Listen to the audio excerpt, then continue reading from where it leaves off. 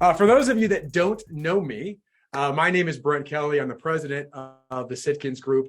You may be familiar with Sitkins Group. We've been around for 40 years plus. I've been doing this a long time and working with independent insurance agencies. I am super excited today to share with you this idea, this workshop of designing your best version possible agency. And I will tell you, this idea, this mindset of best version possible is something that we ask ourselves all the time. In fact, this is what I want to ask you to think about at the start. This is a question. In fact, I'll ask you to think about this question, and then I want you to type in the chat box an initial response of what comes to you. And here's the question. What do you believe the best version possible of an independent insurance agency is? What's the best version possible of an independent insurance agency? Maybe you have a phrase or an attribute or a characteristic, but when you think about a best version possible of an independent insurance agency, what comes to your mind? Let you think about that for a second. And by the way, there's no wrong answers here. So if you type in a chat box, don't be worried that I'm going to say that's not right. It's your answer, not mine. This is your participation. So love to hear from you. Thriving, I see it. I probably won't see all the chat boxes, chat responses. Thriving, I saw advisor. I love that. For those of you that are coming in, I want you to think about this and type in the chat box. What's the best version possible of an insurance agency? What do you think of as I say that? So I love that. People seek us out to do insurance right. Very cool. Allison, agency of choice. Nancy, efficiency, profitability, all in sync. And whether you type in the chat box or you're just thinking of it, this is going to be the question we're going to be addressing today. We're going to have an hour together. Hopefully you've got, if you registered and it was sent to you, you've got these awesome worksheets that go with it. If you don't, Bethany on our team will be able to put the link out there, so at least you have the downloads. You still have time to print. I will be asking you to write things down, or certainly there should be things that I would hope you'd want to write down, because there's going to be a lot of value shared in today's session. Thank you, Bethany, for doing that. Now, the question of design your best version possible agency really started officially in that form of a question about 4 years ago. We were at an agency leadership event in Atlanta, Georgia, the great city of Atlanta. In fact, it was me and Roger Sitkins, who's our namesake. And I'm sure that many of you know Roger, have heard the name Roger Sitkins, an icon in the industry. And we were sitting there having a conversation, preparing for this agency leadership event. And I asked Roger this exact question. Roger, what's the best version possible of an independent insurance agency? What does it look like?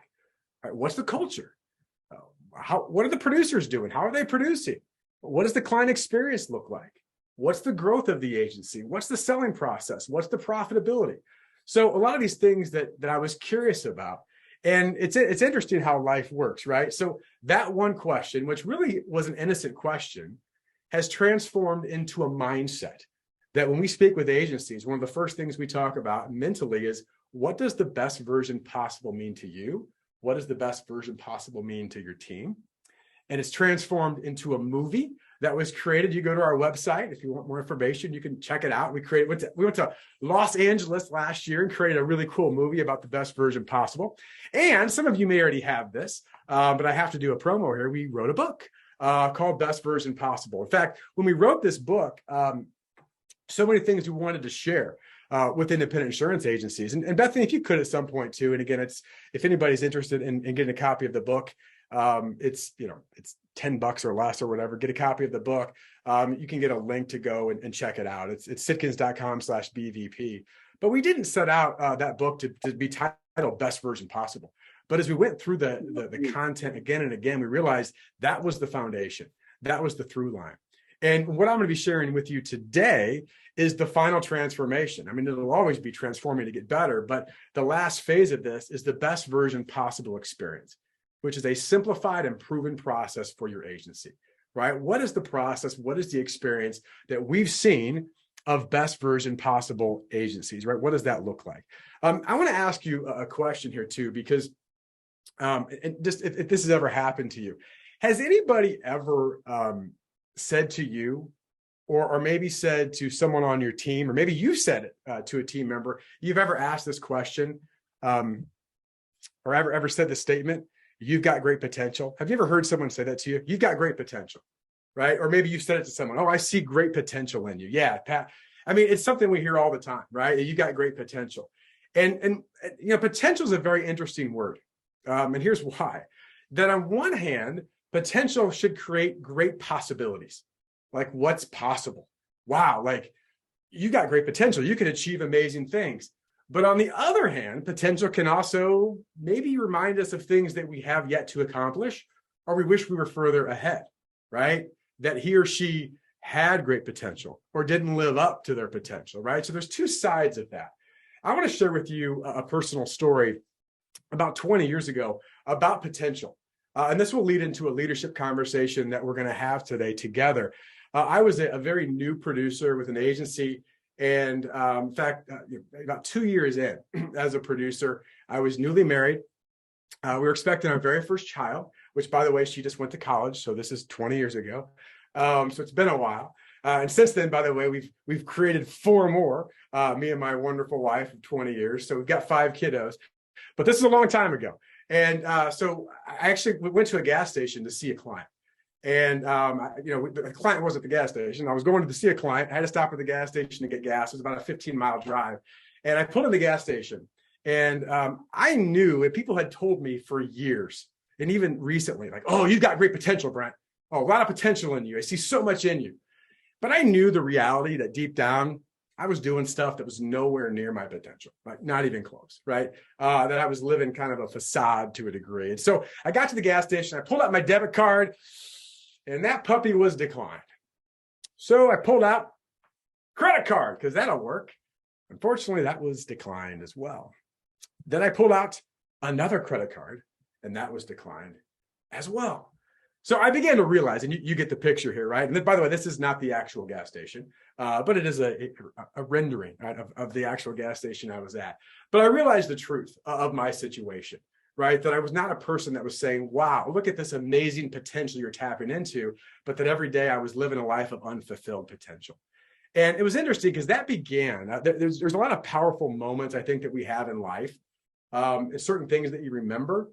This was one of those for me, because here I was, a young man in my early 20s, starting on this new career, newly married, right? Expecting the first child. I was raised by 2 really great parents. I was very blessed, went to a 4-year university, worked for a nice agency. And I went to this parking lot next to the gas station. And for 30 minutes, I wept. I mean, I just wept. And if you talk to my kids today, or anybody knows me well, I don't really cry much, but I wept that day. And it wasn't just that I was broke. It's that I knew deep down I was broken. I was living a life of unfulfilled potential. I think all of us, to some degree, can feel that, hopefully not in this situation, but time to time. And that began a journey for me of personal and professional growth. This idea of, what do I need to do to develop myself? And there wasn't a magic pill, right? This was a period of time and years. I'm still learning. I'm still listening today as best that I can. But there's a very powerful quote that I heard from the late, great Jim Rohn. My first real mentor, that I would call a mentor, never met him, but I listened to a bunch of his audio CDs and started to tap into some of this. And I love this quote. I want you to think about this. This is what he said. He said, don't wish it was easier, wish you were better. Don't wish for less problems, wish for more skills. Don't wish for less challenge, wish for more wisdom. Right? This idea that we're going to talk today, and I'm going to speak to you and as a group of leaders on this call today, that for things to change, we have to change, right? There's got to be some things that we have to do to get better wherever we're at. And some of you are doing really well. Some of you maybe are struggling in different areas, whether it's personally or with your agency. But this idea is that we've got to all get better. It's really interesting. And I'm going to get into these 3 things here in a second. But before I get there, it reminds me of something. There's something I want you to consider today. I ask you about your agency. What's the best version possible of your insurance agency, right? I want you to think about this too as a leader. And many of you have team members that you're responsible for, you work with, right? You share influence, you're a leader. Here's a question. What are you doing as a leader to help members on your team become their best version possible? Right? It's one thing to say, hey, I'm going to strive to be my best version. Absolutely. But what are you doing to help others around you to help them become their best version possible as well? There's a recent study that just came out, and it's the best practices study. I'm sure if you type in yes in the chat box, if you've seen the recent best practice study. It just came out a few weeks ago. Fantastic information put on by the Big I, Reagan Consulting. They're good friends at Reagan. I just saw Tom Duran just this week and do some stuff with Reagan. But they put on some great information, great material. There are a lot of very powerful things in that study. But at the very beginning of the best practice, if you read through it, there was a question that was asked. I thought it was a really interesting question, and make sure I get it right here. And this was the question: what are the key elements to prospering as a privately held firm in today's market? Right? And some of you, again, probably were part of this study. And this question itself was asked to 45 specific agencies that were 20 million and larger. So these are the larger agencies, but these questions ring true whatever agency size you are. So what are the key elements to prospering as a privately held firm in today's marketplace? Now, you think about that question, and I don't know what answers come to your mind, but typically when I'm talking to agency leaders, one of the first things that you hear is, well, it's about growth, right? Or it's technology. And those are important issues. Organic growth was 5th and technology was 8th, right? So they were on the top 10, but they were not the top 3. The top 3, and by the way, this is obviously if you got your worksheets, you want to make sure you write these down. The top 3 were this. Number 1, people. People was the number 1 issue. By the way, I always joke to leaders, leadership would be really easy if it wasn't for the darn people. Right? But people was number 1. Number 2, culture. Right? And we're going to talk about that today. Number 3, leadership. So people, culture, and leadership were the top 3 things. So to me, you'd go, well, gosh, that means that every agency, majority of agencies understand this, and they're probably doing a lot to improve and develop their people, which, by the way, is the number 1 asset you all have as independent insurance agency leaders, right? Your people. What are we doing to improve that? Here's what was a troubling stat. And by the way, this is an average, right? So you may be higher. Hopefully you're not lower, but you may have different answers here. There was a question that said, what percentage of the revenue of your agency do you invest in the development and training of your people? And the answer was 0.3%. 0.3% of the agency's revenue. Now, maybe you're trying to put your arms around that or your mind around that. What does that mean? Well, I'll give you this in comparison. Miscellaneous, which is miscellaneous, we don't have a category for it, was 0.53. 0.53 in things we don't even know what they are. 0.3 in the actual people that will generate the results, the revenue in the agency, right? It was very, very interesting. And so it just continues to get me to think about what are we doing to help serve people. Now, part of this is there's a cost to this, right? There's a financial cost. If we're not designing your best version possible agency, right? If we're not investing in people, there is a cost, right? So the question is, what is it? Right? What is the cost of not investing in my people? Right? What does that look like? And I'm going to share with you 3 areas. And again, you can look in your worksheet on here. Number 1 is time. There is a cost associated with time. Right? And type in the chat box, if you would, please play along with me here. How many of you in your agency have ever had an unproductive hour? Or at least you believe there was an unproductive hour at some point in the agency? Yes or no? Anybody ever had an unproductive hour? Yeah, I figure all the time. Hopefully not all the time, but yes. I mean, listen, they happen. And if you're human and you're a business that has humans in the business, it's going to happen. But the question is how often, right? And is it something that's frequent to have unproductive hours? Well, let's think about the cost of this. First of all, understand this. Time is your only diminishing asset. That's it. Time is your only diminishing asset. You can get back stuff. You can earn back money. In certain cases, you can win back or earn back relationships, but you can never get time. It's gone, right? It's the only diminishing asset we have. Now, think about it in terms of actual cost around this. If you look at $1 million of agency cost in a year, and by the way, some of you for agencies that are 5, 10, 15, 20, $30 million in revenue, your cost is way higher than that. But let's just look at $1 million of cost for an agency. If you take an average American work year, which is around 2,000 hours, that's $500 an hour. And you start to multiply that, and you start to think about 5 million, 10 million, it could be $2,500 or $5,000 an hour. There's a huge cost to it. Now, certainly in regards to actual money and cost. In fact, and I'll mention this again, I only mentioned the book, but in the book, we talk about this specific thing about how much money is left on the table. In fact, we typically see that most agencies, if you start to look at the scope of things, leave about $100,000 to $500,000 of net profit not revenue, profit on the table every single year. And you start to think about agency valuation, which, by the way, is at a very high level of importance for agencies, obviously, for obvious reasons, right? You think about what that actually means. Well, I'll talk more about this in a minute, but in today's marketplace, as crazy as it is, you're talking about a 15 times multiple sometimes. You look at the agency valuation, that's $1.5 million to $7.5 million in that scope of money left on the table in regards to agency valuation, right? And why? Because often we're not investing in our people.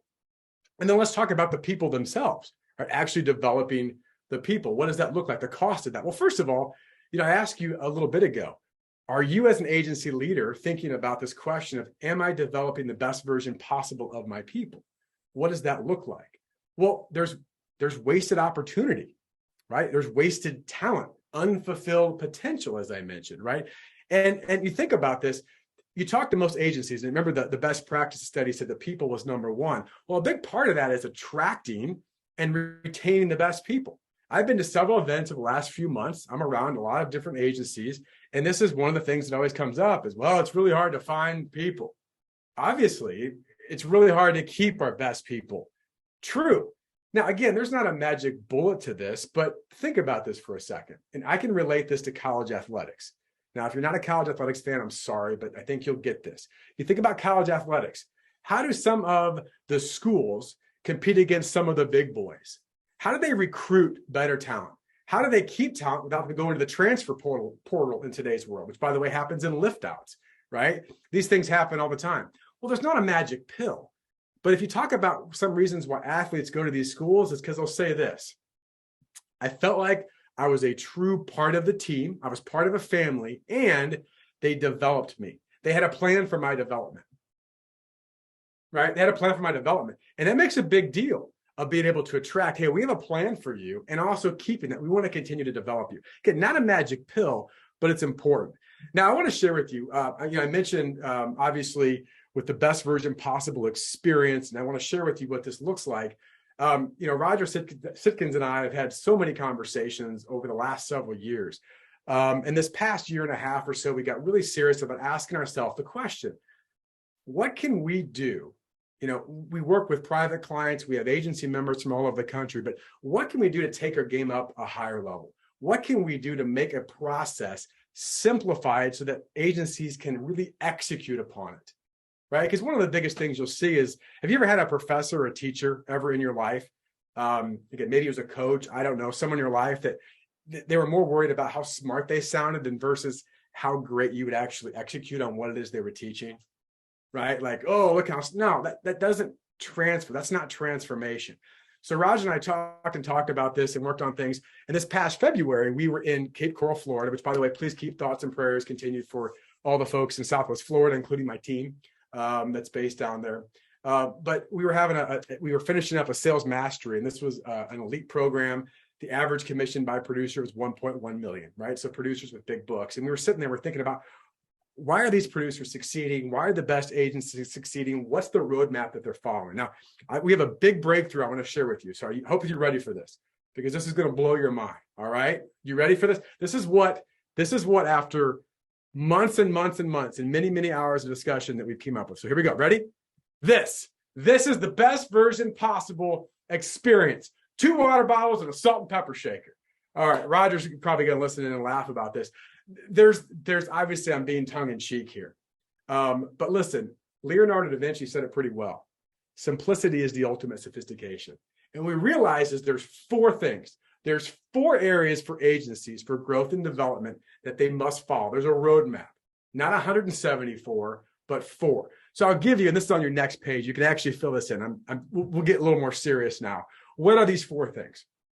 The 4 areas of design your best version possible agency are these 4. Number 1 is alignment. And alignment is simply this. Do we have the same goal with different roles, right? Like, do we have the same goal as an agency with different roles? And today I'm going to take you very deep. This will be the focus today, because without alignment, none of this other stuff nearly has the weight or traction that you want. We figured this out. Like, this is, in fact, we had a meeting today. People go, it's alignment. If we're not aligned, if we're not communicating up front, we never get the traction in the other stuff. So number 1 is alignment. Number two, green zone. Now, some of you may have an idea what this means. Others, what does that mean? I got to share with you. We have a little visuals we use with our agency members. These are poker chips. We have green on one side and red on the other. And here's the idea of green zone. Green zone is very simple. Are my producers spending enough time in money-making activities? It's that simple. In fact, the metric that we use, one of the most underlooked metrics in agencies, is TSS. TSS, time spent selling. You can't score points if you're not in the game. I'll give you a very quick example of this that hopefully you can understand. And again, I know I'm a sports guy, so I use sports analogies, but they work for me. Hopefully they'll work for you. Okay. Imagine it's game 7 of the NBA championship. Game 7. Everything's on the line. Right now, I'm going to go back to my favorite player in my days, Michael Jordan. You all know who Michael Jordan is. Maybe it's Steph Curry. I don't care who it is in today's world, but the best player on the floor whose goal is to score points, right, for their team. We're 3 minutes into the game. 3 minutes. And Michael Jordan or Steph Curry is like, I got to check out. Are you hurt? Are you injured? Are you injured? Are you hurt? Are you in foul trouble? Nope. I just have some things I need to tend to. So they go to the bench. And they realize that some of the towels are on the ground, so they want to pick those up. And they see people in the stands that pay good money to be there. They figure they should take some pictures with them, right? Obviously, that sounds crazy, but too many producers are not on the court when their job is to score points. And if we don't get really serious about this and get laser focused on green zone or time spent selling, and by the way, there's 4 money-making activities. If you want to write this down, there's 4 things that producers should be doing. Sales, relationship management, proactive continuations, and pipeline development. Everything else is a distraction, right? So green zone is a focus that if we can get, and by the way, to give you an idea, and this is a high level overview, but it's important, agencies that get really focused as a team, and certainly with their producers, we see a 25% in productivity, which by the way is result only by this, right? That doesn't even include the other stuff that we'll get into. All right, so phase 3 or the next step of the best version possible experience is retention and referrals, to retain and refer. By the way, my guess is, and you can type in the chat box if you want, that retention is probably not your number one problem in your agency. It may be a problem somewhere, but it's not the number one problem. The interesting thing is this. Why is it that 90% of our clients renew on average, which is a pretty cool business, by the way, but less than 10% of those clients actively refer? Now think about that. 20%, I'm sorry, of our clients, we look at 90% and 20%. 90% of our clients renew, but less than 10% actively refer. And I'll talk more about this in a minute, but this idea is it's about the client experience. Are we setting up with the end in mind that our best clients want to help us? If you ask most people, are referrals important for your business? Yes. Do you close a higher amount of referrals than others? Yes. Do you have deeper relationships? Do your account managers like your referral-based business better? Yes. Then are you earning and asking for them? No. So shouldn't we have this be part of the process, right? So that's the next step. And then number 4 is to obtain, which this is where most agencies start, and for good reason. Hey, we got to find more clients. We got to get more clients. But obtain is deeper than this. Obtain is understanding the true points of differentiation in my agency. What do we really stand for? How do we become a category 1? And what is our set offense? What is the playbook we run that we can replicate throughout?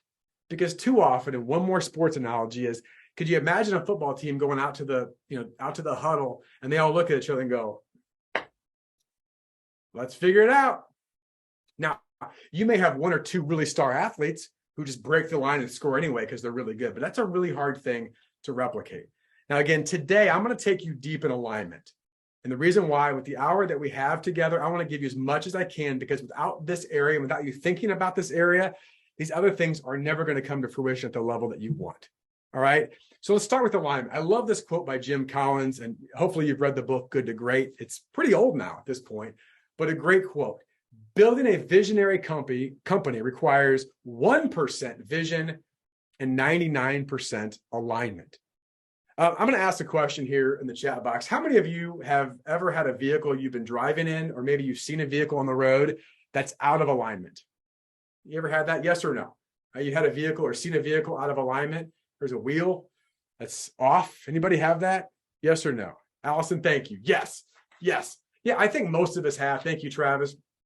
Thank you, Aaron. Yeah, most times we have, or at least have been part of that or seen that. So here's my next question. I want you to type in the chat box as well. So here's a question. When a vehicle's out of alignment, what happens? When a vehicle's out of alignment, by the way, no wrong answers here. No wrong answers, just whatever you think. What happens when a vehicle's out of alignment? Any thoughts? What do you think? What happens? Sideways or tire wear? Yeah, drives the wrong. Hopefully it doesn't go the entire wrong way, Brian, but yeah, it could swerve, right? Or move over. Wear and tear. Yeah, absolutely. And now, hopefully you know where I'm going with some of this. It ruins the vehicle. Yeah, absolutely. When a vehicle's out of alignment, it creates substantial problems, certainly, and the problems get bigger and bigger at some point. When we look at an agency, we look at the four wheels as this.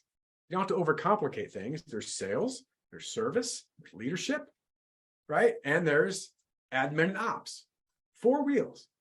And just like a car, if these wheels are out of alignment, they're not communicating well together, they don't have the same goal with different roles, understanding that, it creates friction, it creates noise, it creates that we swerve.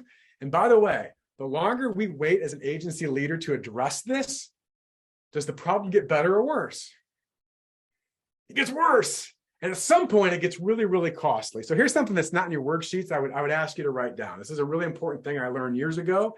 I try to keep it in mind. It's important for agencies. A problem left unattended will become a crisis. A problem left unattended will become a crisis. So if there's a problem in some of these areas, we need to understand what it is and acknowledge it and begin to take action.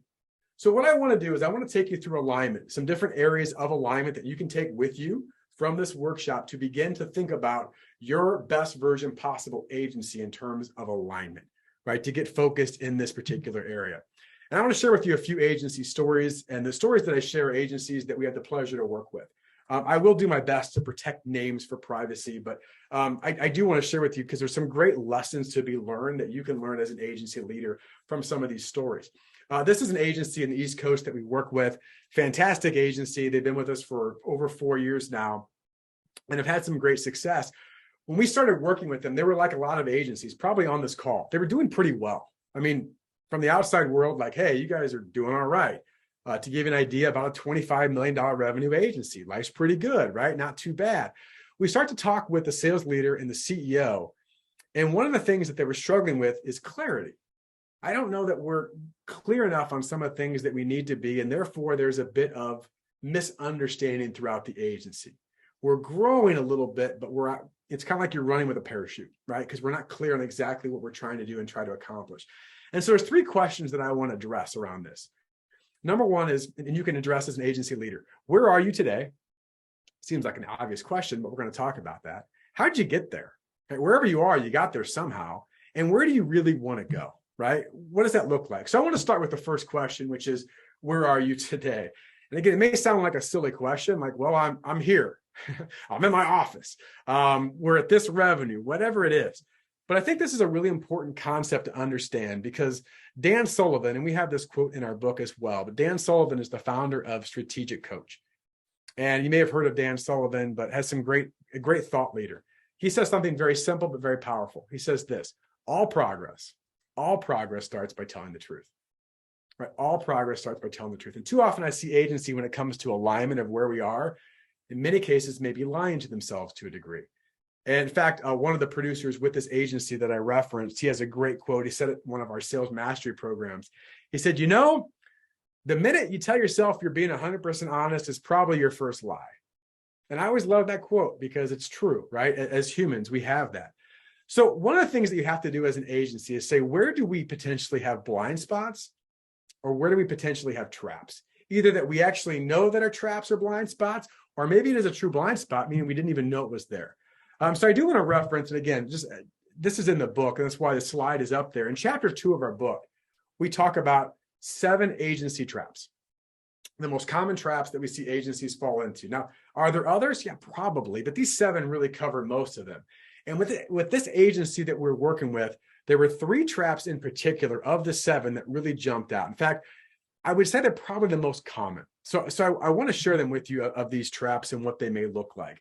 And again, get a feel maybe if this is something that your agency is struggling with, as far as being honest or being clear on some of these things that may be hindering your growth and designing your best version possible agency. Number one, the biggest trap that they had, we talked about initially was, and I mentioned this with Green Zone, they had too many part-time producers. And we mean that, part-time producers, that instead of having a full-time producer doing producer stuff, they had a majority of their team that were part-time producers, and they couldn't figure out why they weren't getting the results. Now, here's something you may want to jot down with this, is that we never want profitable producers to subsidize our unprofitable producers. We never allow a profitable producer to subsidize their unprofitable producers. And a big part of this is, listen, we have to be very focused on getting our producers out in the game. And they've been very intentional about this over the last few years. In fact, this year they had one of the greatest growth years at 15% organic growth. And a big part of that is just getting out of the office, right? In fact, I'm not going to share it here because it's going to reflect on the screen. But they have we teach very much in our programs about a producer's perfect schedule and high performance teams and how to make all that work. But they have a mirror that they gave to every agency office that said at the very top, it said, is this your best version possible, right? Like mindset.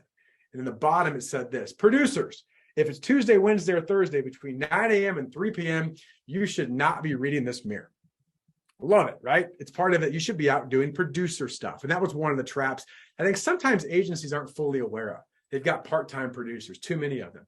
The second trap that may be true with your agency, maybe not, is ignoring the power of 80-20. Now, in the chat box, I'll be interested. I'm going to ask you a series of questions here. So stay engaged with me here. Here's my question for you. How many of you know 80-20 or know what 80-20 is, or Pareto's principle? You've heard or you know of 80-20. Type in yes or no. All right. Yes, Nancy. Yes, Allison. Yep. Cool. That's what I expected. Now, here's my next question. How many of you know your numbers of your agency of 80-20? You know the breakdown of your clients in a form of 80-20. Yes or no? Getting more yeses? Very cool. Now, here's the next question, and maybe we'll get some more yeses here. This is a bright crowd here. I love this. Is how many of you are executing strategies based on maximizing the power of 80-20? That you actually leverage it. You have specific processes and strategies based around what 80-20 can mean for you and your agency. Greg, you're trying. Yes, a little bit. This is the struggle, right? And there's, again, hopefully no offense to this. This is just what happens. There's a gap between what we know often and what we actually do, right? Because part of it could be distraction. We've gotten away from it.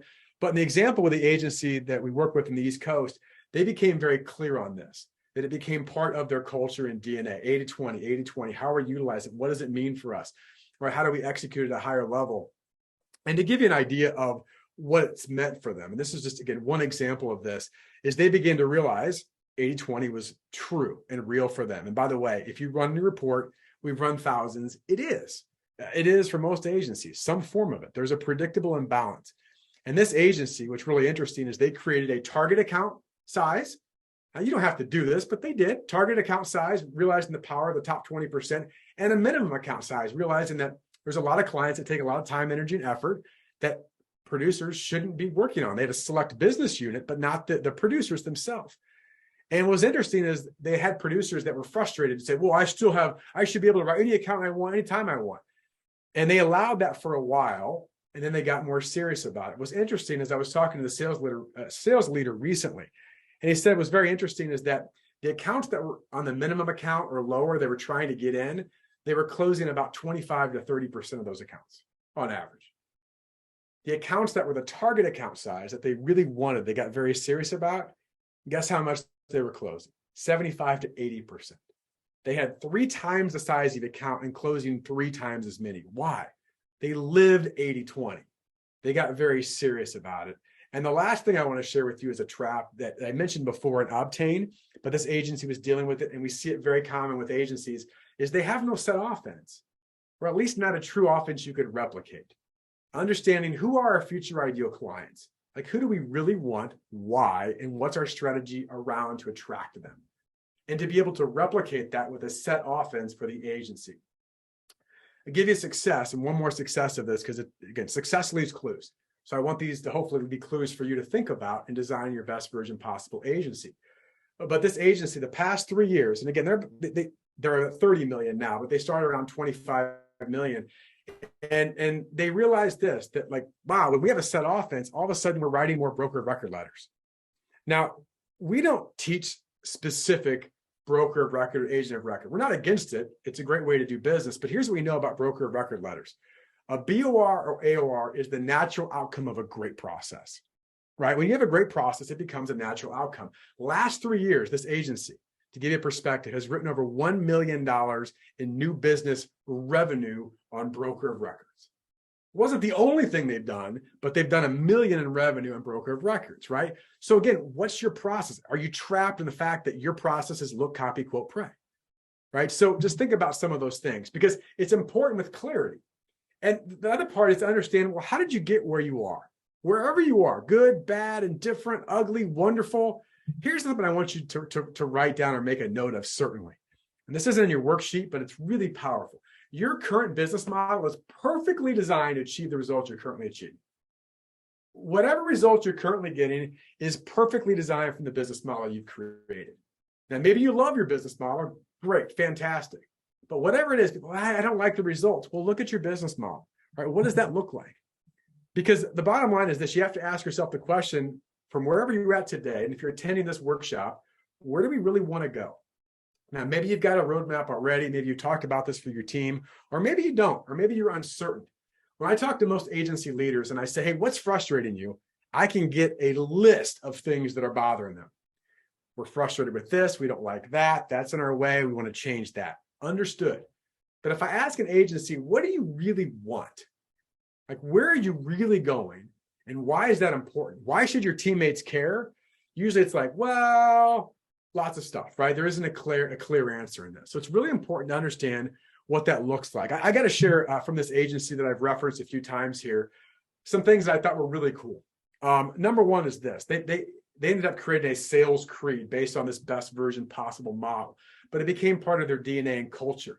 And it says here, I know this is a little bit small, starting today, I strive to become the best version possible of me and help my company go from good to great, right? So just to have that mindset, that motto, that purpose, and then based on our coaching and some of the strategies that we work with them on, they create a model based on a pyramid, their best version pyramid. And this one's for their sales team, but they have one for the agency as well. And by the way, at the very top, personal accountability, right? That we're going to own everything that we do. And so this has been a critical thing for this agency. At the end of the day, here's a question. This is in your worksheet. Does your current direction match your desired destination? Whatever direction you're on right now as an agency, does that direction lead you to your desired destination of your best version possible and your best version possible agency? It might, and obviously this last year, some of the market conditions, maybe you're on a pretty good track, right? But what's going to happen next year and the year after, right? So here's something you can put in. This is something you can do on your own time. It's in your worksheet. But look back 5 years ago, look back 3 years ago, and look at today and plot your revenue numbers and begin to create that line. That's your trend, right? That's the trend you're on. And a lot of times I'll see agencies that go, well, we want to be this in 5 years. We want to be this in 10 years, which is great, but their trend is this, and they want this, right? And so wait a second, like something's got to change because there's a gap, right? There's a gap. And by the way, we love acronyms at Sitkins. So if you want one, here you go. Here's the gap. What are your goals and plans for your growth and profit? What are the goals and plans for your growth and profit? Because that quote, direction and destination, came from Pastor Andy Stanley, and he has even a better one. I love this. It's your direction, not your intention, that determines your destination. It's your direction, not your intention. There's a very powerful drug sometimes that it sweeps all of society, but definitely the independent insurance world, because we see it. And that drug is hopium. I hope that next year's better. I hope this person improves. I hope whatever. But it's your direction, not your intention, that determines your destination. All right, so keep those things in mind. I want to go deeper into alignment and talk about culture. Culture is a bit of a buzzword, right? Like, how often have you heard the word culture in the last 2 years? Like a billion, right? Everyone talks about culture. Well, first of all, what is culture? Right, what is it? Well, the way we define it at Sitkins is this. Culture is the language and behaviors that are normal in your agency. If you want to make a note of this, write this down. What's culture? Well, culture is the language and behaviors that are normal in your agency. If your agency could talk, what would it say? If your agency could move, where does it go, right? I mean, just understanding the language and behaviors that are normal in your agency today. That's the culture, right? That's what it is. And here's something I want you to think about. People typically, we think about culture and we want to make a transformation. We want to change. We want to become a best version possible agency. Well, that requires people doing different stuff than they did yesterday, right? Nothing changes if nothing changes. Well, let me ask you this in the chat box, yes or no. Do you believe that people on your team love change? Yes or no? Do people love change? Some people might, but I'm getting a, there was a no with an exclamation point. Nope, nope, no. Yeah, I mean, generally no. Now, of course, it will depend on the change, right? Now, obviously, and I'm being a bit tongue in cheek here, but just play along. If you got off this webinar and you said, hey, listen, everybody, we're going to make an agency change, and the change is that starting next week, every Friday, you all get a $1,000 bonus. Right? Would ever be I love change, rock on change, right? Now, here's the thing I want you to think about this. People don't resist change. People resist being changed. There's a difference. People don't resist change. People resist being changed because you got to change your habits, you got to change your behaviors, and that's hard. So one of the biggest things to see with agencies is you could have some great ideas, but if you can't get other people to buy into those ideas and execute those ideas, they're just a bunch of ideas, right? They're just a bunch of ideas. So you got to think about this. As an agency leader, all right, as an agency leader, here's what can happen to you too often. I'm not going to pick on you because I am just like you in this phrase, right? For many of you, I'm generalizing here, but I think this will probably hit home for some of you.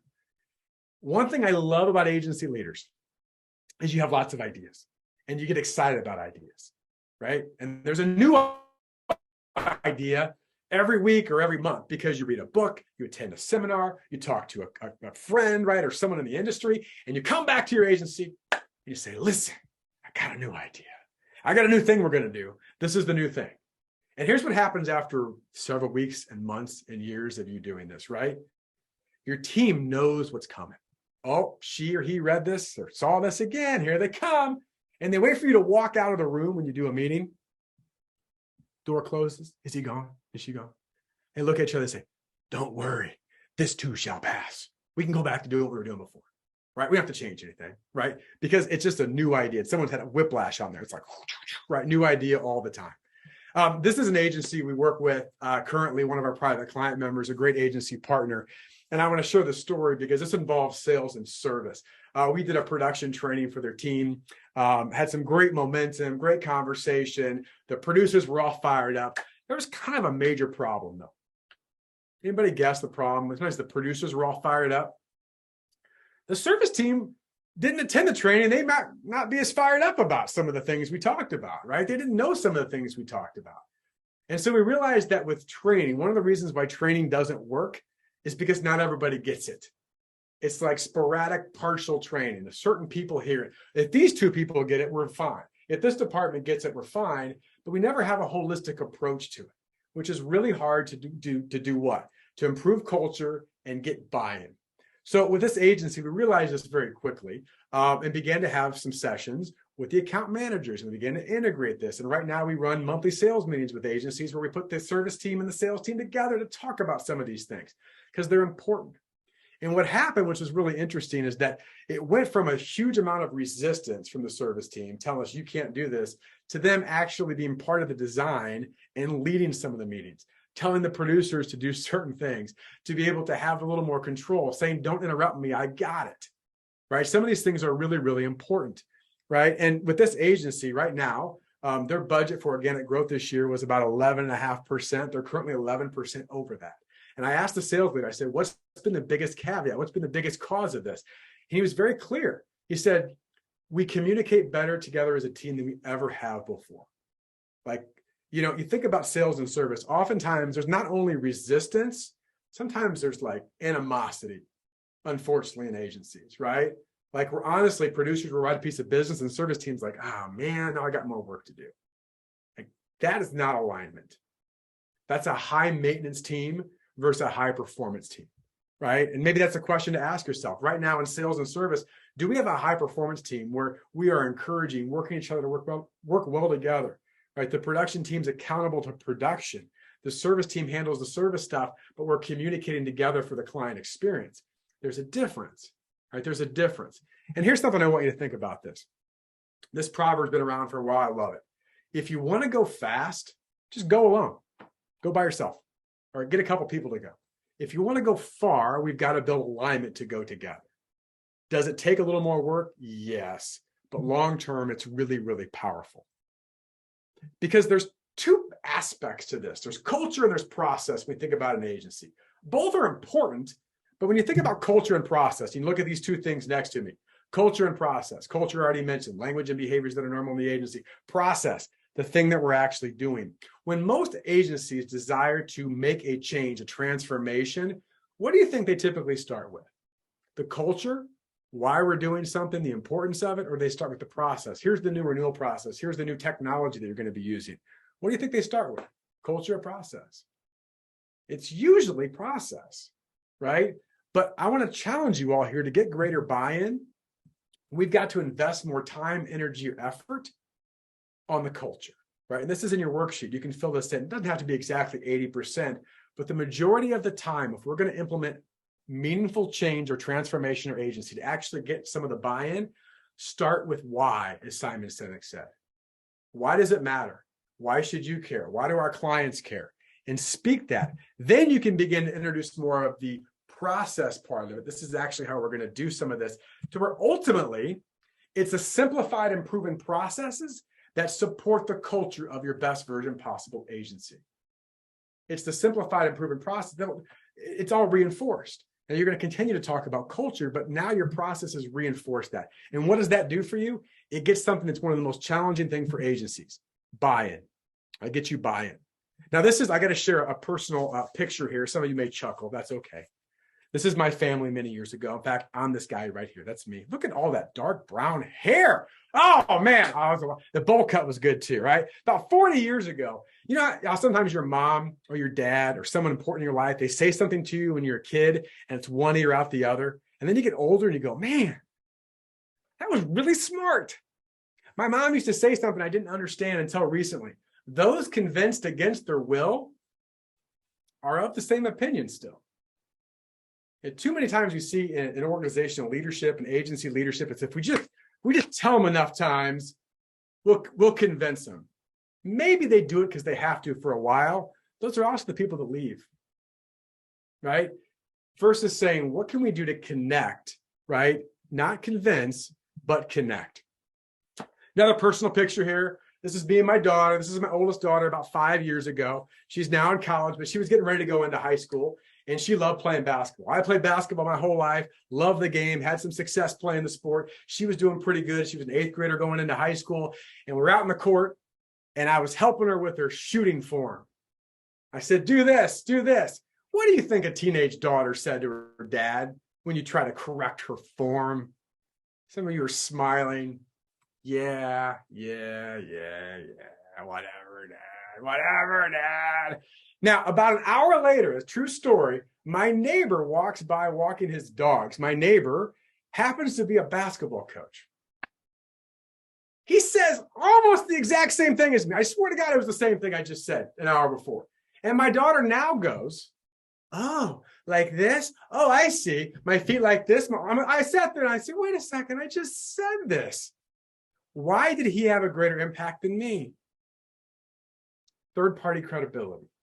Right, so here's what I want to help you too with buy-in. There's different ways you can do this. Number one, do you have alignment and credibility with your own leadership team? It starts there, by the way, right?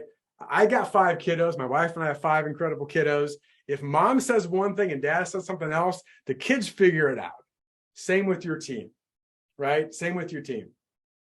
So understand leadership alignment. But also, what about champions in your agency, people in your community that buy into your vision, your culture of what you do? Have them help support and reinforce it. What we do at Sitkins is a big part of this. Admittedly, this may be self-serving, but it's true. We want to help you get greater buy-in with your team members, right? Oh, that's what they're saying too. It must work. So look for credibility when you get buy-in, which leads to, I believe, the most important thing of all for alignment in your agency. One of the hardest things to do, one of the most important things for your agency alignment is this: focus. I've already talked about this too shall pass, But so often agency lose focus. And I got to show this picture. This is another one of our private client members we love to work with. Great group. I didn't explain this picture because you're probably going to be very confused of why I took that picture, and I don't blame you. But this agency is in the Midwest. And again, another really good agency that did still doing some incredible things. I'll share some numbers here with you in a second.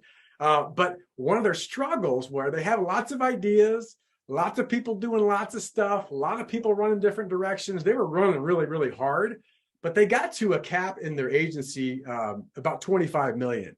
They started to realize, like, we feel like we're moving harder, but I don't know that we're really gaining as much traction.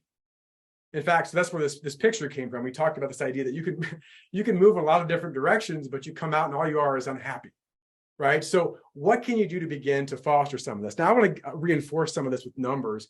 And again, I want to keep this agency, I won't disclose the name, but I do want to show the numbers because it's really powerful. In fact, I'm going to shut my video down just so you can see this better. I mentioned they were looking to get to 25 million. They surpassed that. In fact, we started working with them in 2019. In 2020, they did get over 25 million, but a big part of this was getting the foundation right. Remember I said you can go fast or you can go far? And some people get frustrated. Oh my God. Well, they had to redo some things. They had to have some difficult conversations and they had to reassess what they were doing, but they still had a very nice net profit. 2021, they jumped to 28 million with a 16.2 net profit, and they basically tripled their growth, started to get some really good momentum.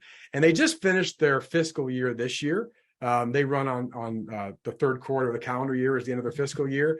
Their goal was to get to 30 million was their stretch goal, and they just exceeded 32.6.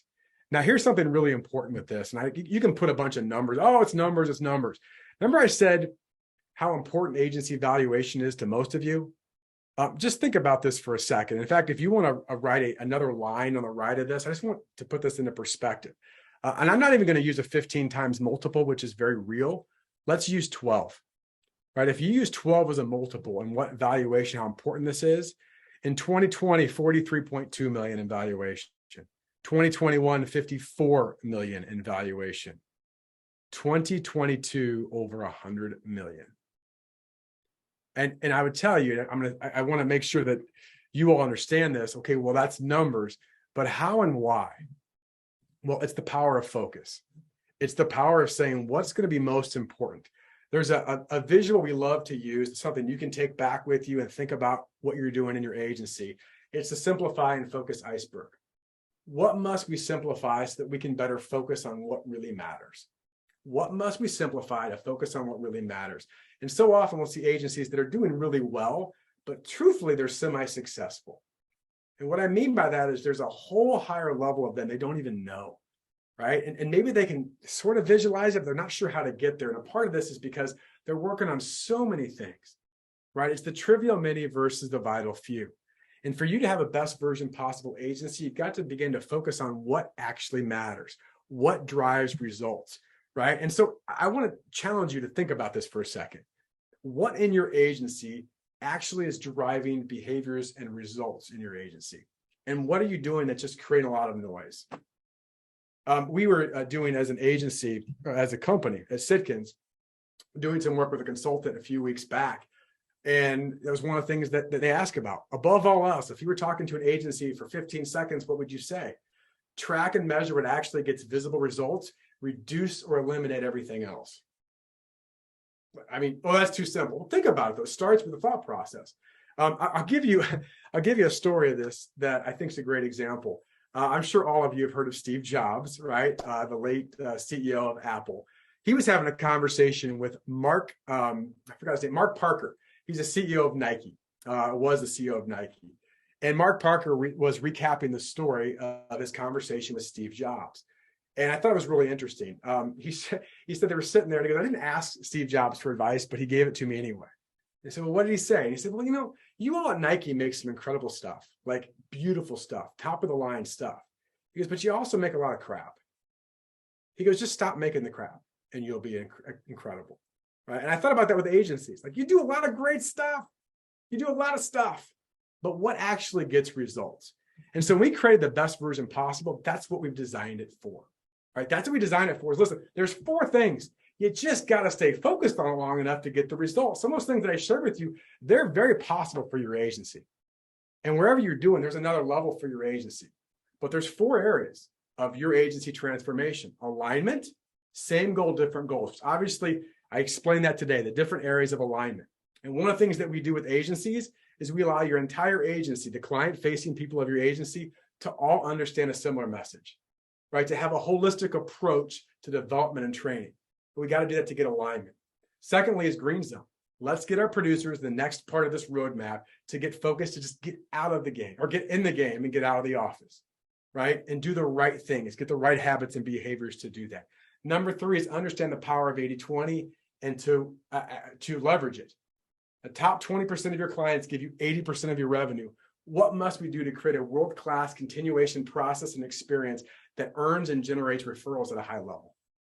And let's get focused on it. And lastly is to obtain, to create a true set offense that makes you a category of 1 in the independent insurance marketplace, that you truly are a category of 1, that you walk your clients through a process that no one else has and can do. And those are the 4 steps. Now, simple, yeah, to understand, but not always easy. Alignment, rowing in the same direction, producer productivity, understanding the power of 80-20 to retain and to replicate, and to truly have a set offense that you can unleash to the marketplace. It's extremely powerful, right? It starts with alignment, right? It starts with alignment, and then we build this in. Now, we are launching the best version possible experience this year, January 2023. All right, so we're about 2 months away. I'm not going to ask you anything more. This isn't some hard in-your-face sales pitch, but here's what I will tell you. We believe in what we do. We love what we do. We love to help agencies get results. If you want to learn more about this process, we can learn more about your agency and what we can do to help you. There's a no obligation, there's no cost, a strategy call. And we try to use technology to make it look really cool. So you can use this QR code, right? It's in your worksheet as well, or you can go to our website, or Bethany's going to put in the link here that you can do that. Again, it's a 30-minute strategy call. We want to learn more about your agency. What are some of your frustrations? What are your challenges? I want to share with you how our process works with your agency and determine if there's a fit. That's it, right? If there's a fit, great. If you're an agency that desires growth, if you desire simplicity, if you desire to build a culture that is unique in the marketplace to attract and to retain the highest level talent, that's what we want to help you do. We've worked for 40 years with agencies. It's what we do. It's our passion. So you can use this barcode. You can click on the worksheet to have a call. And we'd love to have an opportunity just to get to know you better. I want to leave you with 2 more thoughts. And part of this is around regrets.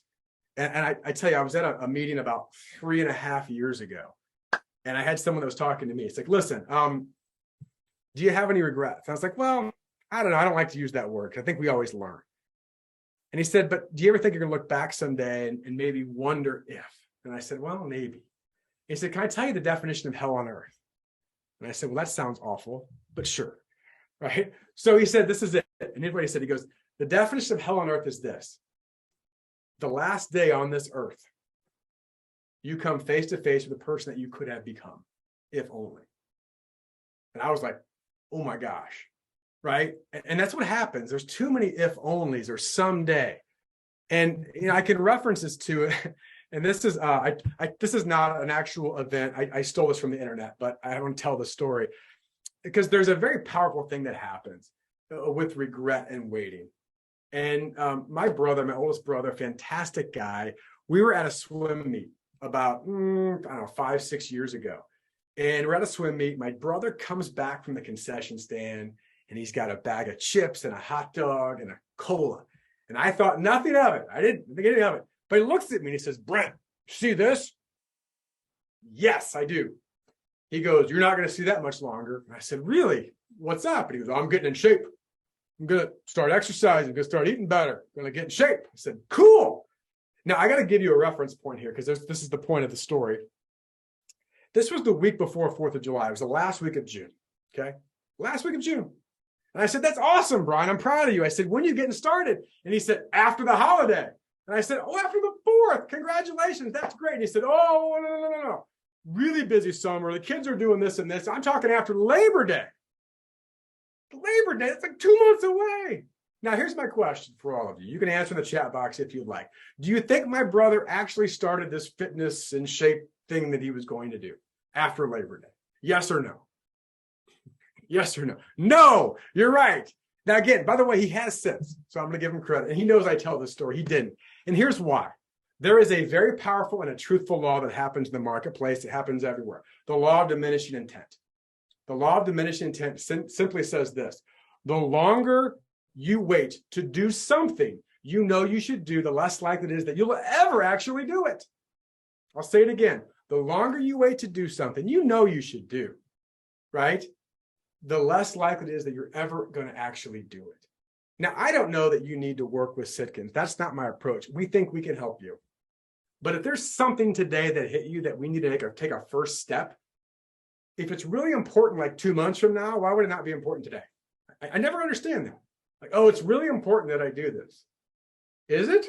Yeah, it's so important that I'm going to start next year, right? Like, and by the way, your next year starts today, right? It starts today. Listen, I want to thank you all because here's the deal. I asked you at the beginning, what's possible? You are agency leaders. You have influence. Right? There is absolutely a best version possible of your agency and you and your team members that's waiting for you to arrive. All right? People are looking at you saying, please help me, lead me, get me better. We are striving. We are looking for leaders that want to make a difference. I know you wouldn't be one of those if you weren't on this workshop, and we applaud you. So thank you all. I'm technically 2 minutes past an hour. I just started a couple minutes late. But again, this barcode is on your worksheet. It's on the slide here. You also are going to be getting an email after this to thank you for being part of this webinar, and also the link to schedule a strategy call as well with one of our coaches. So, hey, thank you all so much. I appreciate being part of this. We want to help make an impact in your life in any way possible. And I wish you all the best in your success. Go live your best version possible. Thank you. The Agent Leader Podcast is brought to you by the fine folks of the Rough Notes Company. They are publishers of the insurance industry's leading magazine and technical insurance content. Rough Notes Magazine profiles successful agencies plus keen insights from respected experts on a host of must-know topics.